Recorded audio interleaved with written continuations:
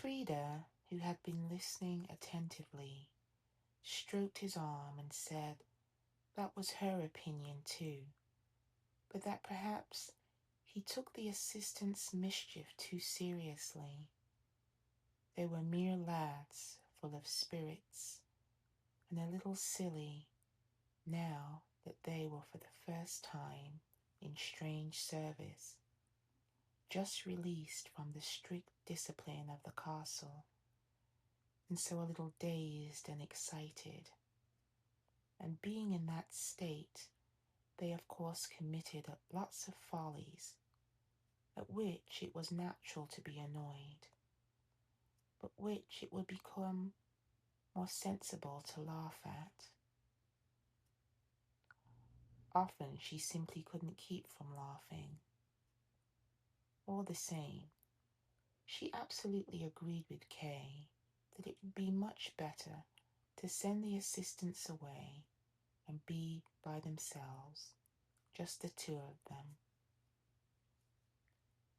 She pressed closer to Kay and hid her face on his shoulder, and there she whispered something so low that Kay had to bend his head to hear it. It was that all the same she knew of no way of dealing with the assistants, and she was afraid that all that Kay had suggested would be of no avail. So, as far as she knew, it was Kay himself who had asked for them, and now he had them and would have to keep them. It would be best to treat them as a joke, which they certainly were. That would be the best way to put up with them. Kay was displeased by her answer. Half in jest, half in earnest, he replied that she seemed actually to be in league with them, or at least to have a strong inclination in their favor. Well, they were good-looking lads, but there was nobody who couldn't be gotten rid of if one only had the will, and he would show her that was so in the case of the assistants. Frieda said that she would be very grateful to him if he could manage it, and from now on she wouldn't laugh at them any more, nor have any unnecessary talk with them. Besides, she didn't find anything now to laugh at. It was really no joke always to be spied on by two men. She had learned to look at the two of them with Kay's eyes, and she actually shrank a little when the assistants got up again, partly to have a look at the food that was left, partly to get at the bottom of the continued whispering.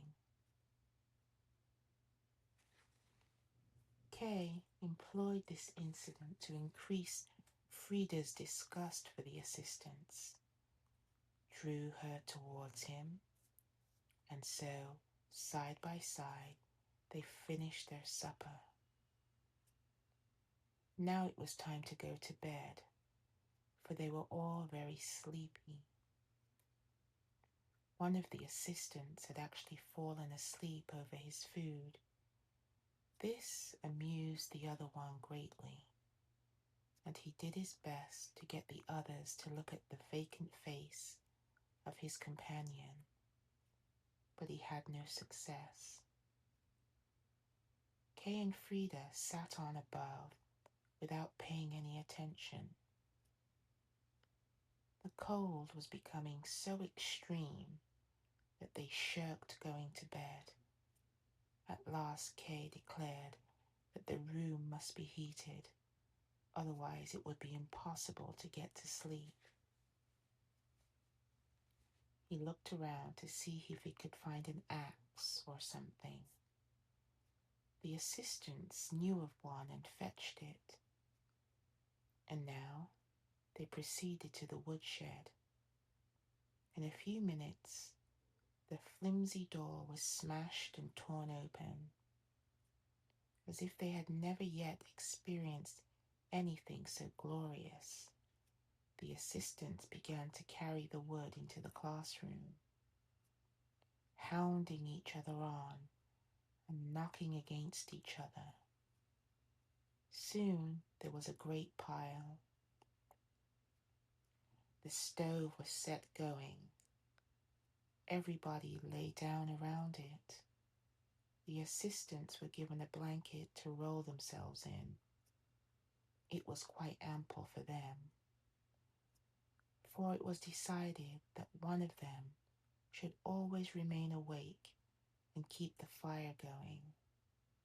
And soon it was so hot round the stove that the blankets were no longer needed.